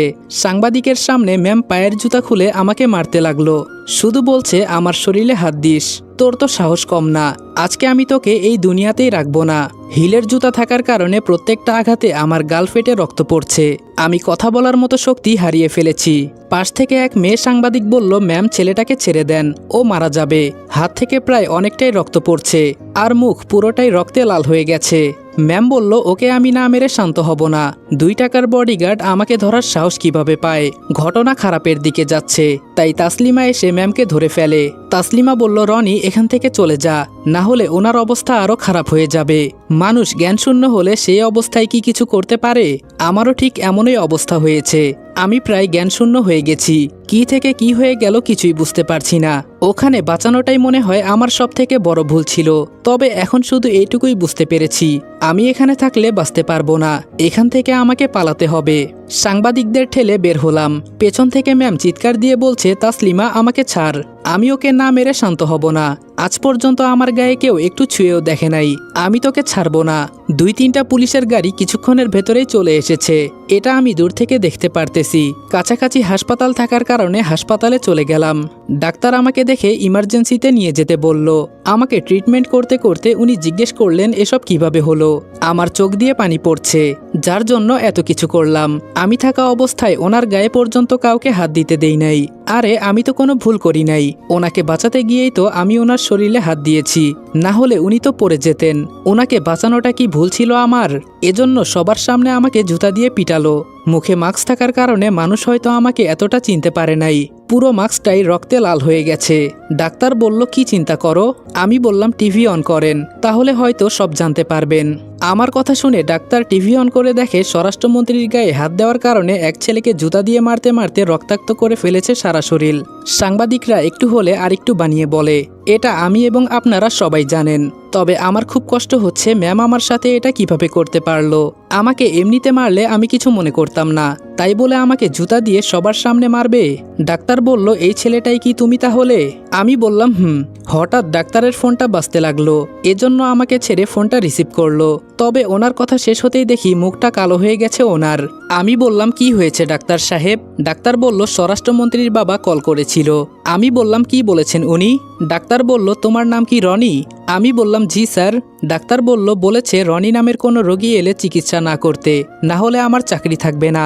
আমি মন খারাপ করে বললাম, থাক স্যার, আপনার চাকরি খেয়ে তো আমার কোনো লাভ নেই, আমি অন্য হাসপাতালে চলে যাব। ডাক্তার বলল, আরে কি বলো, তুমি অন্য হাসপাতালে গেলেও ওখানে তোমাকে ভেতরে যেতেই দিবে না। আমার মনে হয় কি সব হাসপাতালে উনি ফোন করে তোমার কথা বলে দিয়েছে। আমি বললাম, আমি তো শুধু ওনাকে বাঁচাতে চেয়েছি, আর উনি আমার সাথে এমন ব্যবহার করবেন আমি ভাবতেও পারি নাই। ডাক্তার বলল, কি হয়েছে বলো তো আমাকে। আমি বললাম, যদি আরেকদিন দেখা হয় তাহলে বলবো, আজকে আসি স্যার। ডাক্তার বলল, আরে এই অবস্থায় তুমি আবার কোথায় যাবে? এখানে বসো, আমার কাছে রোগী আগে, পরে আমার চাকরি। একটা চাকরি গেলে অন্য কোথাও চাকরি হবে, এসব নিয়ে আমি চিন্তা করি না। ওনার কথা শুনে আমি কোনো রোগীকে মারতে পারবো না। আমি বললাম, অনেক অনেক ধন্যবাদ স্যার। কিছুক্ষণ পর উনি বললেন, এখানে যেগুলো লিখে দিয়েছি সেগুলো খেলেই খুব তাড়াতাড়ি সুস্থ হয়ে যাবে। আমি বললাম, আচ্ছা তাহলে আজকে আমি আসি স্যার। ডাক্তার বলল, আমি উঠে হাসপাতালের পেছনের দিকে যেতে লাগলাম। ডাক্তার বলল, এই ছেলে পেছনের দিকে যাচ্ছ কেন? আমি বললাম, ওখান দিয়েই বের হতে হবে স্যার, আমি চাই না আমার কারণে আপনার চাকরি চলে যাক। একটা রিক্সা নিয়ে বাসা পর্যন্ত চলে গেলাম। দরজায় হালকা চাপ দিতেই খুলে গেল। আমার আম্মু হয়তো জানতো আমি আসব, এজন্য থানা থেকে চলে এসেছে। ভেতরে দেখি বাবা মা সহ মাহি টিভির সামনে বসে নিউজ দেখছে। ওরা আমার দিকে একবার তাকিয়ে দেখলো। আমি মাথা নিচু করে হেঁটে আমার রুমে চলে গেলাম। বিছানার উপর বসে চিন্তা করছি, সাধারণ একটু ওনার শরীরে আমার হাত পড়েছে, আর এজন্য সবাইকে জানিয়ে দিল। আর আমারই ভুল ছিল, কেন আমি ওনাকে বাঁচাতে গেলাম? পরে মরে যেত, তাহলে হয়তো বুঝতো। আরে পড়লে তো মরবে না, হয়তো একটু আঘাত পেত। হঠাৎ আম্মু আমার রুমে আসলো, এসে আমার পাশে বসলো। আম্মু আমার দিকে তাকিয়ে বলল, আমার ছেলের উপর আমার বিশ্বাস আছে এখনো। আমি বললাম, মানুষের ভালো করতে গিয়ে আজকে আমার এই অবস্থা আম্মু। আম্মু বলল, আমার খুব খারাপ লাগলো টিভিতে তোর নিউজ দেখে। আম্মু ঠান্ডা মাথায় বললেন, বুঝলাম না, এত কিছু হয়ে গেছে এরপরেও উনি ঠান্ডাভাবেই কথা বলছেন। মেয়েটাকে আমি খুব ভালো মনে করতাম, আর ও তোকে এভাবে মারবে আমি আশা করি নাই। আমি বললাম, ওনাকে আজকে যদি আমি না বাঁচাতাম তাহলে হয়তো আমি এমন পরিস্থিতির শিকার হতাম না। আম্মু বলল, কি হয়েছে আমাকে একবার বলতো। আম্মুকে সব বলার পর আম্মু বলল, এত দেমাগ কেন এই মেয়ের ভিতরে? দেখিস একদিন খুব পস্তাবে এই দেমাগের কারণে। আম্মু ফোনটা বের করে কাকে জানি কল করলো। আম্মু বলল, সাহেব ভালো আছেন? ওপাশ থেকে কথা শোনা যাচ্ছে না। আম্মু বলল, একজনকে মন্ত্রী পদ থেকে বরখাস্ত করতে হবে, এবং সেটা আজকেই। এটা শুনেই বুঝে গেছি আম্মু কি করতে চাইছে। আমি আম্মুর কাছ থেকে ফোনটা টান দিয়ে নিয়ে নিলাম। আমি বললাম, আম্মু কি করছো? তোমার মাথা খারাপ হয়ে গেছে? আম্মু বলল, তুই কি মনে করেছিস তোর গায়ে হাত দেওয়ার পরেও ও কি আর এই পদে থাকতে পারবে? আমি বললাম, আমার জন্য আমি সবার ক্ষতি হতে দিতে পারি না। হয়তো ও আমাকে সবার সামনে মেরেছে, কিন্তু উনি তো খুব ভালো, মানুষের উপকার করে। একটা এতিমখানা আছে ওনার, শুধু আমার কারণে অন্য কারো ক্ষতি হোক এটা আমি চাই না। থাক, এসব বিষয় নিয়ে তোমার আর চিন্তা করতে হবে না, এগুলা বাদ দিয়ে দাও মন থেকে। আমি ওনাকে মাফ করে দিয়েছি। আম্মু বলল, এভাবে আমি ওকে ছেড়ে দিব তুই ভাবলি কি করে? আমি বললাম, আম্মু বলেছি না বাদ দাও, আমাকে সবার সামনে মেরেছে, আমার শরীরের কোনো অংশ তো কমে যায় নাই, শুধু সম্মানটা একটু কমে গেছে। আর এসব সম্মান যে কিভাবে আনতে হয় তা আমার জানা আছে, তুমি কোনো চিন্তা করিও না, আমি সব দেখে নিব। আম্মু আমার দিকে তাকিয়ে বলল, তোকে একা ছাড়াটাই আমার সবচেয়ে বড় ভুল ছিল। আমি বললাম, সময় সবার একদিন আসে, তবে সে পর্যন্ত অপেক্ষা করতে হয়। এই প্রবাদ বাক্যটা জানো তো? আম্মু বলল, কি বলবো তোকে আমি, যা পারিস কর, আমি বেঁচে আছি দেখে তোকে কেউ কিছু করার সাহস পায় না, আমি যখন মারা যাব তখন। আমি বললাম, আম্মু আবার কি শুরু করলে তুমি? আম্মু বলল, আমি ইচ্ছা করলে ওকে এখানেই পদ থেকে বরখাস্ত করতে পারি, কিন্তু আমারও মনে হয়েছে ও অনেকটা ভালো, তবে তোর সাথে এমন ব্যবহার করবে আমি ভাবতেও পারি নাই। আমি বললাম, খুব শীঘ্রই ওকে অপহরণ করা হবে, তুমি চিন্তা করো না। আম্মু বলল, অপহরণ মানে কি বলতে চাস? আমি বললাম, আরে আম্মু এমনি বললাম, তোমার সাথে একটু মজা করলাম আর কি। আর তুমি আমার জন্য চিন্তা করো না, যা আমার কপালে লেখা ছিল তাই হয়েছে, এ নিয়ে এত ঝামেলা করো না তো। আম্মু বলল, তোর চাচাতো বোন মিতু মনে হয় তোর খবর শুনে চলে এসেছে। আমি বললাম, ওকে কে বলেছে? আম্মু বলল, বলা লাগে, টিভিতে নিউজ চলছে। তোর ভাগ্য ভালো যে মুখে মাস্ক ছিল, এজন্য বেশি কেউ তোকে চিনতে পারবে না। আমি বললাম, আচ্ছা আম্মু, এখন বাইরে যাও, আমাকে একটু একা থাকতে দাও। আম্মু বলল, ডাক্তার কি বলেছে? আমি বললাম, খুব শীঘ্রই আমি ভালো হয়ে যাব, আর তুমি কয়েকদিন ছুটির ব্যবস্থা করো। আম্মু বলল, এসব নিয়ে তোর চিন্তা করতে হবে না, আমি সব দেখে নিব। হঠাৎ বাহির থেকে কে জানি বলল, রনি, এই রনি। আম্মু বলল, তোর চাচাতো বোন এসেছে, ওকে আগে সামলা। মিতু আর মাহি আমার রুমে আসতেই আম্মু চলে গেল, লম্বা একটা পিস্তল এনে আমার সামনে রাখলো। মিতু বলল, এটা 1 কিলোমিটারের রেঞ্জ, এটা দিয়ে রিয়ার বুকে মারবো, কেউ বলতেও পারবে না। আমি বললাম, দেখেছি তো কেমন সাহস আপনার ভেতরে, আর বলতে হবে না, এখন বাসায় যা। মাহি বলল, ভাইয়া আপু এখানে এসেছে শুধু তোর কথা শুনে, আর তুই তাড়িয়ে দিচ্ছিস। আমি বললাম, কুকুর যদি কামড় দেয় তাহলে আমরাও কি কুকুর হয়ে তাকে কামড় দিতে যাব? মিতু বলল, আহারে আমার নীতিবাক্যওয়ালা মানুষ, খুব তো মানুষকে জ্ঞান দিতে পারিস, পরে নিজে কেন ফেসে যাস? আমি বললাম, কাউকে বাঁচানো কি আমার অপরাধ ছিল বল? মিতু বলল, কি হয়েছে বলতো আমাকে। আমি বললাম, আরে উনি পা মচকে পড়ে যাচ্ছিল, আমি শুধু পেছন থেকে ওনাকে বাঁচানোর জন্য ধরেছিলাম, ব্যাস, পরে তো দেখতেই পারলি কি হয়েছে। মাহি বলল, মেয়েটার শরীরে অনেক দেমাগ, আমি চাই ওকে তুই আমার ভাবি বানা, দেখি কত দেমাগ ওর ভেতরে। আমি বললাম, মিতু দেখ, তোর বোনের মাথা খারাপ হয়েছে। মিতু বলল, আসলে রনি, মেয়েটার দেমাগ খুব বেশি, আর সেই দিন টিভিতে একটা নিউজ দেখলাম, ও নাকি আর জীবনেও বিয়ে করবে না। আমি বললাম, তাহলে বুঝেছিস, আমি ওর শরীরে হাত দিয়েছি, এজন্য আমার এই অবস্থা করেছে। সেই দিন কি করেছে জানিস? রক্ত দুধ পানি দিয়ে ও নাকি পবিত্র হয়েছে, কাউকে নাকি জীবনেও বিয়ে করবে না। মিতু বলল, মেয়েটা তো দেখি আসলে একটা পাগল, আমার কাছে একটা বুদ্ধি আছে। আমি বললাম, বল, যদি কিছু উপদেশ থাকে তোর কাছে, শুনে উপকারও তো হতে পারে। মিতু বলল, তুই আবার ওর কাছে যাবি, গিয়ে মাফ চাইবি। আমি বললাম, হয়েছে হয়েছে, আপনি যে কি বলবেন আমার জানা হয়ে গেছে, আমারটা আমি দেখে নিব, তোদের চিন্তা করতে হবে না। মিতু বলল, তুই শুধু একবার বল, কিছুক্ষণের ভেতরে ওর লাশ পড়ে যাবে। আমি বললাম, থাক বোন, তোমাদের আর ঝামেলা করতে হবে না, আমার বিষয় আমি দেখে নিব। মাহি বলল, ভাইয়া। আমি বললাম, তুইও কি কোনো উপদেশ দিবি? মাহি বলল, ভাইয়া ও না তোকে দেখতে আসবে বলতেছে। আমি মাহির দিকে তাকিয়ে বললাম, এটা জেনে গেছে তোর হবু হাজবেন্ড? বাহ, খুব ভালো, যা একটু সম্মান ছিল সেটাও শেষ করে দিলি। মিতু বলল, আম্মু বলেছে তোকে আমাদের বাসায় যেতে। আমি বললাম, দেখি একদিন সময় করে যাব। মিতু বলল, দেখতে খুব খারাপ লাগছে, দেখ তো তোর গালগুলো কি করেছে। আমি বললাম, দেখে এখন কি হবে, যা হয়ে গেছে বললেও তো আর আসবে না। তবে ওদের পরিবারের সবাই আমাকে খুব বিশ্বাস করত, জানিস, ও যখন আমার গায়ে হাত তুলেছিল তখন আমি একটা ঘোরের মধ্যে ছিলাম, কি হচ্ছে আমার সাথে তখন কিছুই বুঝতে পারি নাই আমি, হঠাৎ করেই এসব হয়ে গেছে। মিতু বলল, আমি বললেও তুই কিছু করতে দিবি না ভাই, আমি আর তোর কথা শুনতে রাজি না। আমি বললাম, আরে যা যা, তোর সাহায্য লাগবে না আমার। মিতু মুখটা বাঁকিয়ে চলে গেল। আমি বললাম, কি মাহি, তুই কি আরো কিছু বলবি নাকি আমাকে? মাহি বলল, না ভাইয়া, তুই বিশ্রাম নে, আমি আসি, বিছানায় শুয়ে আছি আর চিন্তা করছি একটু ভুলের জন্য আজকে সব শেষ হয়ে গেল। আসলেই কি ভুলটা আমার? হয়তো আমি কেন ওনাকে বাঁচাতে গেলাম। থাক, যা কিছু হয়েছে মন থেকে বাদ দেই, চাইলে আমিও কিছু করতে পারি, কিন্তু উনি খুব ভালো মানুষ, আমার কারণে সবার ক্ষতি হবে এটা আমি চাই না। সবার সাথে ভালো ব্যবহার করেন উনি, হঠাৎ রাগ উঠে গেছে তাই হয়তো আমার গায়ে হাত তুলেছে। আজকে 10 দিন হয়ে গেল, শরীর অসুস্থ, এজন্য ঘর থেকে বের হতে পারি নাই। তবে এই কয়েকদিন একটু আশ্চর্য লাগলো, তাসলিমার কাছে আমার ফোন নাম্বার আছে, অথচ ও একদিনও কল দিল না। আমার খুব খারাপ লাগলো বিষয়টা, 2 দিনের পরিচয়, এজন্য হয়তো আমাকে মনে পড়ে নাই। তবে রিয়া ম্যামকে আমি সবকিছু সুদে আসলে বুঝিয়ে দিব, শুধু সময়ের অপেক্ষা। অনেক দিন তো হয়ে গেল, এখন একটা গেম খেলি। ফোনটা বের করে অচেনা একটা নাম্বারে ডায়াল করলাম, মানে ফাহিমের বাবার সাথে একটা গেম খেলবো। আমি বললাম, কি খবর আঙ্কেল, ভালো আছেন তো? আমাকে নাকি মারবেন? কই, আপনার তো নড়াচড়া নাই। ফাহিমের বাবা বলল, ও রনি নাকি, অপেক্ষা কর, হঠাৎ একদিন খবর পেয়ে যাবা, তাছাড়া কয়েকদিন পর আমার মেয়ের বিয়ে, এজন্য একটু ঠান্ডা আছি। আমি বললাম, ও তাই বলেন, তা কোন কুকুর বিয়ে করতে রাজি হয়েছে আপনার মেয়েকে? ফাহিমের বাবা বলল, মুখ সামলে কথা বল, না হলে আমাকে তো চিনিস। আমি বললাম আপনি আবার আমার কি করবেন? একটা কথা বলি, আপনার দ্বিতীয় স্ত্রীকে চিনেন?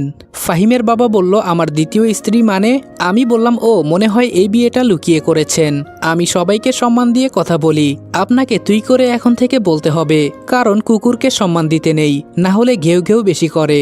আর তোর দ্বিতীয় স্ত্রী লন্ডনে থাকে, খুব শীঘ্রই আমি তোর কাছে যাব, হয়তো মেরেও ফেলতে পারি। সো সবকিছু নজরে রাখ, না হলে অনেক বড় বিপদে পড়ে যাবি। বলেই ফোনটা রেখে দিলাম। এখন একটু শান্তি লাগছে। আমার পেছনে বাস দেওয়া, এখন মজা বোঝ, কত ধানে কত চাল। আমি তো ওকে একটু হুমকি দিলাম, যাতে এই কয়েকদিন ও একটু টেনশনে থাকে। সকালে বসে আছি, হঠাৎ গাড়ির হর্ন শুনলাম আমাদের বাসার কাছে, কিন্তু এই সময়ে আবার কে আসবে? আমি মাহিকে ডাকতে লাগলাম। মাহি বলল, কি হয়েছে ভাইয়া বলতো, এভাবে ঘরের ভেতরে চিৎকার দেওয়া লাগে? আমি বললাম, যখন দেখি তখনই ব্যস্ত, সারাদিন কি শুধু কথাই বলা লাগে? যখন বলেছিলাম বিয়ের কথা তখন তো না করেছিলি, আর এখন কথা বলা ছাড়া থাকতেই পারিস না। মাহি বলল, দেখ ফালতু কথা বলবি না, তোর এসব কথা শোনার সময় আমার নেই। কি হয়েছে এখন বল। আমি বললাম, দেখ তো বাহিরে কে এসেছে। মাহি বলল, এই সময়ে আবার কে আসবে? আমি বললাম, তুই দেখতে পারিস না? মাহি বলল, আরে যাচ্ছি। মাহি জানালায় উকি দিয়ে তাকিয়ে আছে। একটু পর আমার কাছে এসে বলল, ভাইয়া স্বরাষ্ট্রমন্ত্রী আর ওনার বাবা এসেছে। আমি বললাম, কি? মাহি বলল, হুম সত্যি বলছি, ওদের গাড়ি দেখলাম আর আমাদের বাসার দিকেই আসছে। আমি বললাম, আসতে দে, দেখ পরে আমি কি করি। আম্মু রান্নাঘর থেকে এসে বলল, মা দরজা খুলে দে। আমি বললাম, তুমিও কি শুনে ফেলেছ? আম্মু বলল, চুপ কর তো। সাথে সাথে কলিং বেল বাজলো আর মাহি গিয়ে দরজা খুলে দিল। ম্যাডামের বাবা আর ম্যাডামের সাথে তাসলিমা ভেতরে আসলো, বাকিরা বাহিরে দাঁড়িয়ে আছে। আমি সোফা ছেড়ে ওদের বসতে দিলাম, তবে ম্যাম আমার দিকে একবারও তাকিয়ে দেখলো না। বিষয়টা কেমন জানি আমার হজম হলো না, হয়তো এখনো আমার উপর রেগে আছে। আম্মু বলল, আমাদের বাড়িতে সম্মানী ব্যক্তিরা আসে, রাস্তার কুকুর বিড়াল আসে না। আম্মু এটুকু বলতেই তাসলিমা পিস্তলে হাত দিল, তবে ম্যামের মুখটা একটু কালো হয়ে গেছে। আমি বললাম, এখানে কোনো রিয়াকশন চলবে না। আমার শরীরে হাত দিয়েছে তখন হয়তো আমি কিছু করি নাই, তবে কেউ এটা ভাববে না যে আমার আম্মুর শরীরে হাত দিয়ে চলে যাবে, কলিজাটা টেনে ছিঁড়ে রাস্তার কুকুরকে খাওয়াবো যদি আমার আম্মুর গায়ে কেউ হাত দেওয়ার চেষ্টা করে। আমার এই কথা শুনে তাসলিমা মাথা নিচু করে ফেললো আর আমার আম্মুর দিকে তাকিয়ে একটা হাসি দিল। ম্যামের বাবা আমার আম্মুর দিকে তাকিয়ে বলল, আমি আপনার থেকে এই কথাটা আশা করি নাই। আম্মু বলল, ও আপনি তাহলে কি আশা করতেন? আমার ছেলেকে মেরেও কি আপনাদের শান্তি হয় নাই? ম্যাম বলল, আসলে আমি সরি, তখন রাগের মাথায় কি থেকে কি করে ফেলেছি, আমাকে মাফ করে দিন। আমি বললাম, অনেক সুন্দর একটা কথা বললেন, সরি তাই না? যখন আমাকে সবার সামনে জুতা দিয়ে মারছিলেন তখন আপনার এই 2 অক্ষরের সরি কই ছিল, আর এখন আসছেন সরি বলতে? ম্যাম বলল, দেখো রনি, যা হয়েছে সব ভুলে যাও, আমি তোমার কাছে ক্ষমা চাচ্ছি। আম্মু বলল, আপনাকে ইচ্ছে করলে এখন ওই পথ থেকে নামিয়ে ফেলতে পারি, শুধু রনি বলেছে দেখে বেঁচে গেলেন। রিয়ার বাবা একটু রাগী চোখে তাকিয়ে বলল, ও তাই নাকি? আপনি আমার মেয়েকে পথ থেকে নামিয়ে ফেলবেন? চাইলে চেষ্টা করে দেখতে পারেন। রিয়া বলল, বাবা তোমাকে কথা বলতে বলেছি আমি, চুপ করে থাকতে পারো না একটু? আম্মু বলল, চুপ থাকবে কেন, উনাকে বলতে দেন, শুনি আপনার বাবা কি বলতে পারে। আগামী মাসে একটা মেয়েকে ধর্ষণ করিয়ে মেরে ফেলেছেন, মনে আছে তো? নাকি মনে করিয়ে দেওয়া লাগবে? ম্যাম বলল, কি? ম্যামের বাবা একটু অবাক হয়ে গেলেন। আম্মুর কাছে হয়তো তিনি এই কথা আশা করে নাই, কিন্তু উনি আমার আম্মুকে চিনে না এখনো। আম্মুর দিকে তাকিয়ে বললেন, আরে কোথাকার কি কথা, আমি কিভাবে জানবো? তাছাড়া এখানে আসছি। ম্যাম বলল, বাবা তুমি চুপ করো, আমি জানতে চাই, আপনি বলুন। আমি বললাম, আমাদের হাতে সময় নাই আপনাদের সাথে কথা বলার মতো, আমি আর আম্মু এখন একটু থানায় যাব, আপনারা এখন এখান থেকে যেতে পারেন। ম্যাম বলল, অপমান করলে বুঝি আমাদের? আমি একটু রাগী চোখে তাকিয়ে বললাম, আপনার যদি মনে হয় আমি অপমান করেছি তাহলে তাই মনে করেন, আপনাদের সময়ের দাম না থাকতে পারে, কিন্তু আমাদের আছে। আম্মু বলল, দেখো তুমি আমার মেয়ের মতোই, তাই আমি চাই না তুমি এখান থেকে অপমানিত হয়ে যাও, তোমাকে দেখলেই আমার এখন রাগ ওঠে, তুমি ছাড়া আমার ছেলের সাথে কেউ এসব করলে শরীরের চামড়া ছিঁড়ে লবণ লাগিয়ে দিতাম, তোমাকে সম্মান করি দেখে বেঁচে গেলে। ম্যাম বলল, সত্যি বলছি ওই দিন আমি অনেক বড় অপরাধ করে ফেলেছি, আমাকে মাফ করে দেন। আমি বললাম, অপরাধ তাই না? প্রথমে আমার হাত কাটলেন, এরপরেও শান্ত হলেন না, জুতা দিয়ে সবার সামনে পেটালেন, তাও কি আমি কিছু বলেছি আপনাকে? আমি হয়তো সাধারণ একজন মানুষ, আমাকে মারলে আমার সম্মানের উপর তেমন একটা আঘাত আসবে না, তখন যদি আমি সবার সামনে আপনার গায়ে হাত তুলতাম তখন কেমন লাগতো বলেন? আপনাকে বাঁচানো কি আমার অপরাধ ছিল? ম্যাম মাথা নিচু করে বললেন, সত্যি আমি অনেক বড় ভুল করেছি তোমার সাথে, বিশ্বাস করো এমন খারাপ ব্যবহার আমি কারো সাথে করি নাই, হঠাৎ তুমি আমার গায়ে টাচ করার কারণে হয়ে গেছে, আমি নিজেও বুঝতে পারি নাই। আমি বললাম যা হয়েছে ভুলে যান, এখন এখান থেকে চলে যান, আমি কিছু মনে করি নাই। রিয়ার বাবা হয়তো আমার কাছে এই কথা আশা করে নাই, তবে তিনি একটু গলাটা নিচু করেই বললেন, তুমি জানো সেই দিন আমার মেয়ের উপরে কে জানি অ্যাটাক করেছে। আম্মু বলল, তো আমাদের কাছে কেন আসলেন, জানতে পারি? রিয়ার বাবা বলল, আপনার ছেলেকে আবার ফিরিয়ে নিতে এসেছি। আমি বললাম, কেন, আমি ছাড়া কাউকে বিশ্বাস করতে পারেন না নাকি? আমার মতো কেউ মনে হয় পরীক্ষায় পাশ করতে পারে না, তাই তো? কেন এটা ভুলে গেলেন? যখন আমি হাসপাতালে গেলাম তখন আপনি ফোন করে বলেছেন রনি নামে কোনো রোগী এলে যেন চিকিৎসা না করে, এমনকি সব হাসপাতালে ফোন করে বলেছেন। আম্মু বলল, তুই আমাকে এই কথা আগে বলিস নাই কেন? ম্যাম বলল, দেখুন যা হয়েছে ভুলে যান, আমি তো আপনাদের কাছে মাফ চাইতে এসেছি, প্লিজ মাফ করে দেন। আম্মু বলল, আমার ছেলে এখন যেটা বলেছে এরপরেও যদি না যান তাহলে আমাকে অন্য ব্যবস্থা নিতে হবে। ম্যামের বাবা বললেন, হাতে একটু ইশারা করলে আপনাদের সবার হয়তো লাশ পড়ে যেতে পারে, এটা মাথায় রাখবেন। আমার বাবা কোথায় থেকে এসে বলল, তাই নাকি? তো দেখি আপনার কেমন ক্ষমতা, বলেন দেখি আমাদের মারতে।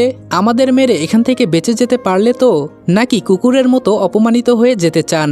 ম্যাম এবার বাবার কথা শুনে দাঁড়িয়ে পড়ল। ম্যাম বলল, আপনাদের আমি আর কিছু বলতে চাই না, এখানে আমি অপরাধ করেছি, তাই দোষ আমার, আমি অন্য কোনো ঝামেলায় জড়াতে চাই না, মাফ করে দিও রনি, আসি। বাবা চলো, যেই কারণে এখানে এসেছি সেটা হয়তো হবে না। রিয়ার বাবা বলল, কিন্তু ওকে? ম্যাম বলল, বাবা বলেছি তো চলো, কোনো কথা বলবে না। ওরা দরজা পর্যন্ত যেতেই আমি তাসলিমাকে ডাক দিলাম। তাসলিমা আমার কথা শুনে দাঁড়িয়ে পড়ল। আমি বললাম, খুব ভালোই আছেন তাই না ম্যাম? তাসলিমা বলল, আমাকে বললি? আমি বললাম, তোর সাথে আমার 2 দিনের পরিচয়, আর এর মাঝেই ভুলে গেলি? একবার তো আমার খোঁজও নিতে পারতি। তাসলিমা বলল, দেখ ম্যাম আমাকে কোথাও বের হতে দেয় না, তোকে যে ফোনটা করব সেটারও সময় পাই না। আমি বললাম, তোদের সময়ের অনেক মূল্য, যা ম্যাম হয়তো তোর জন্য অপেক্ষা করছে। তাসলিমা বলল, আমি বলি কি, তুইও সবকিছু ভুলে চলে আয়। আমি বললাম, যেই ঘটনা ঘটেছে এরপরেও আমি যাব, তুই এটা কিভাবে চিন্তা করলি? তাসলিমা বলল, দেখ আমি কালকে দেখেছি ম্যামকে মন খারাপ করে বসে থাকতে, আমি জিজ্ঞেস করতেই বলল তোর সাথে নাকি এটা করা ঠিক হয় নাই। আমি বললাম, এসব কথা শুনে আমার কি হবে, যা তোর সময় নষ্ট হচ্ছে, ম্যাম হয়তো দাঁড়িয়ে আছে, তবে আজকে যেটা করলি আমি আশা করি নাই তোর কাছে। উনি আমার আম্মু ছিলেন, সব জায়গায় সবকিছু করা যায় না, এটা মাথায় রাখবি। তাসলিমা বলল, দেখ আমি তো এটা অযথা করি নাই, যাতে ওনারা আমাকে বিশ্বাস করতে পারে এজন্যই করা। আর তুই আমাকে কি বললি? আমি বললাম, বিশ্বাস, তাই না? আর কারো কাছে বিশ্বাসযোগ্য হতে চাই না, এখন সব দেখা হয়ে গেছে, এখন থেকে ডাইরেক্ট অ্যাকশন নিব। তাসলিমা বলল, আচ্ছা আমি আসি রে, ম্যাম হয়তো দাঁড়িয়ে আছে। তাসলিমা চলে যাওয়ার পর আম্মু আমার কাছে এসে বলল, আচ্ছা রনি, সত্যি করে বলতো তুই কি রিয়াকে পছন্দ করিস? আমি বললাম, হঠাৎ আবার এই প্রশ্ন কেন আম্মু? আম্মু বলল, যা বলেছি তাই বল। আমি বললাম, হয়তো করি, আবার হয়তো না। আম্মু বলল, এটা আবার কি ধরনের উত্তর? আমি বললাম, তবে তোমার মনের ইচ্ছা আমি পূরণ করব, তোমার চিন্তা করতে হবে না, যতটুকু সম্ভব আমি চেষ্টা করব, তবে আগে বাহিরের পরিবেশটা নীরব হতে দাও। আম্মু বলল, তাহলে আমি কি ধরে নিব তুই আবার স্বরাষ্ট্রমন্ত্রীর বডিগার্ড হয়ে যাবি?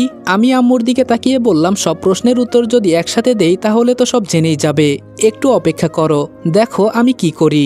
আম্মু বলল, তবে তুই দিন দিন কেমন জানি পরিবর্তন হয়ে যাচ্ছিস।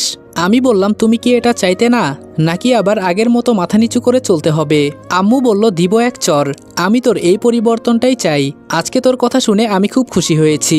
বাবা বলল, তোর মায়ের আবার কি ইচ্ছে? আমি বললাম, তুমি দূরে থেকেও শুনে ফেলেছ? বাবা বলল, কেন, আমি শুনলে কি সমস্যা? আমি বললাম, আরে বাবা সেটা তুমি বুঝবে না। বাবা বলল, তোরা মা ছেলে মিলে কি যে যুক্তি করিস বুঝি না। আচ্ছা আমি তোকে কি বলেছিলাম মনে আছে? আমি বললাম, মনে আছে, তোমাকে আর বলতে হবে না বাবা, কোন দিন যেতে হবে বলো? বাবা বলল, সামনে শুক্রবার, তুই রেডি থাকিস, না হলে ওরাই আমাদের বাসায় চলে আসবে। কি বলেছি মনে থাকে যেন। আর এখন আমাকে যেতে হবে, তোমরা মা ছেলে মিলে আবার নতুন কোনো যুক্তি করো। এই বলে বাবা চলে গেল। আমি বললাম, আম্মু এখন কি করবে? দেখো আমি এই সময়ে কোনো বিয়ে টিয়ে করতে পারবো না, এমনিই কত ভেজালের ভেতরে আছি। আম্মু বলল, আমি কি বলবো বাবা, তবে তোর বাবার ফোনে মেয়েটার পিক দেখেছি, খুব সুন্দর আছে মেয়েটা। আমি বললাম, তুমি আম্মু মানুষটাই ভালো না। আম্মু মুখে হাত দিয়ে বলল, ও মা আমি আবার কি করলাম? আমি বললাম, কি করলে তাই না? তুমি এই বলো এক কথা, ওই বলো আরেক কথা। আম্মু বলল, আমি তোর মতিগতি বুঝি না, আমি বলেছি দেখে তোর রিয়াকে পছন্দ করতে হবে এমনটা তো না, মন থেকে তোর কি তাকে পছন্দ এটাও তো জানার একবার চেষ্টা কর। আমি বললাম, আম্মু আমাকে একটু সময় দিতে হবে, এত চাপ আমার উপর দিও না, আমি এসব আর নিতে পারছি না। আম্মু বলল, বর্তমানে তোর বাবার পছন্দের মেয়ে দেখ, পরের বিষয় পরে চিন্তা করে দেখব। আমি বললাম, আমার বাবার বউ না তুমি, তাই তো তারই পক্ষ নিয়ে এখন কথা বলবে। বুঝি বুঝি। আম্মু বলল, ও তাই নাকি, তো আমি তোর কি হই? আমি বললাম, ধুর আম্মু, আমি তো মজা করলাম একটু। আম্মুকে জড়িয়ে ধরে বললাম, তুমি আমার লক্ষ্মী আম্মু। আম্মু বলল, হয়েছে হয়েছে, এখন ছাড়, আমার অনেক কাজ পড়ে আছে। আমি বললাম, তোমার কাজ আর জীবনে শেষ হবে না। আম্মু বলল, এজন্যই তো বলি এখন একটা বিয়ে করে ফেল। আমি বললাম, এখন বিয়ের কথা বলো না। আম্মু বলল, রনি, তোকে একটা কথা বলার ছিল। আমি বললাম, বলো। আম্মু বলল, মাহির বিয়ে খুব কাছে চলে এসেছে, তাই আমি চাই না কোনো ঝামেলা হোক, এই কয়েকদিন যেন সবকিছু ঠান্ডা থাকে। আমি বললাম, এই নিয়ে তোমাকে চিন্তা করতে হবে না। আর মাহি কই? আম্মু বলল, দেখ, হয়তো আবার ঘরে গিয়ে কথা বলছে। আমি বললাম, বুঝেছি, ওকে তাড়াতাড়ি বিয়ে দিয়ে এই বাসা থেকে বের করতে হবে। আম্মু বলল, আচ্ছা, রিয়ার বাবা বলল রিয়ার উপর নাকি কেউ আক্রমণ করতে চেষ্টা করেছে। আমি বললাম, ওদের ক্ষমতা কম না, ওদের বিষয় ওদের দেখতে দাও, আমি কালকে সকালে কলেজে যাব। আম্মু বলল, আজকে কি ডিউটিতে যাবি? আমি বললাম, না, 2 দিন পর থেকে যাব। বিকালে বাসা থেকে বের হলাম। যারা আমাকে চিনে তারা আমার দিকে একটু অদ্ভুত দৃষ্টিতে তাকিয়ে আছে। আমাকে কে কি বলল সেটা দেখার সময় নাই। সকালে রেডি হয়ে কলেজে গেলাম। কলেজে যাওয়ার পর ম্যামের ক্লাস শুরু হলো। উনি আমাকে দেখে একটা হাসি দিলেন। তবে হঠাৎ ফাহিমের বোনকে ক্লাসের ভেতরে দেখে অবাক হয়ে গেলাম। ও আমাদের 2 বছর জুনিয়র, তবে আমাদের ক্লাসে কেন আসলো? আমার দিকে তাকিয়ে রহস্যময় একটা হাসি দিল, তবে সেটা একটু আড়ালে, কেউ টের পর্যন্ত পায় নাই। ম্যাম আড়াল চোখে তাকিয়ে একবার দেখল। উনি বোর্ডে কি যেন লিখছিলেন। লেখা বন্ধ করে ফাহিমের বোনের দিকে তাকিয়ে বলল, কি ব্যাপার, হঠাৎ করে ক্লাসের ভেতরে, কোনো দরকার আছে নাকি? তখন ফাহিমের বোন বলল, আসসালামু আলাইকুম এভরিওয়ান। বোনের মৃত্যু গল্পের 9 নম্বর পর্ব এখানে শেষ করলাম। আজকের এই ভিডিওটা বানাতে আমার অনেকটাই কষ্ট করতে হয়েছে, তাই এই ভিডিওতে লাইক টার্গেট থাকবে 15,000 এবং কমেন্টের টার্গেট থাকবে 5,000। যদি এই ভিডিওতে 15,000 লাইক এবং 5,000 কমেন্ট কমপ্লিট করে দিতে পারো, তাহলে প্রতি সপ্তাহে 2 থেকে 3টা পার্ট এমনভাবে দেওয়ার চেষ্টা করব ইনশাআল্লাহ। আর আমরা কিন্তু 2 লক্ষের বড় একটা পরিবারের অনেক কাছাকাছি আছি, তাই তোমরা যারা এখনও চ্যানেলটা সাবস্ক্রাইব করো নাই তারা অবশ্যই চ্যানেলটা সাবস্ক্রাইব করে দিবা। তো আর বেশি কথা বলার মতো অবস্থা আমার নেই। দেখা হবে তোমাদের সাথে নেক্সট ভিডিওতে। ততক্ষণ ভালো থাকবা, সুস্থ থাকবা। আল্লাহ হাফেজ।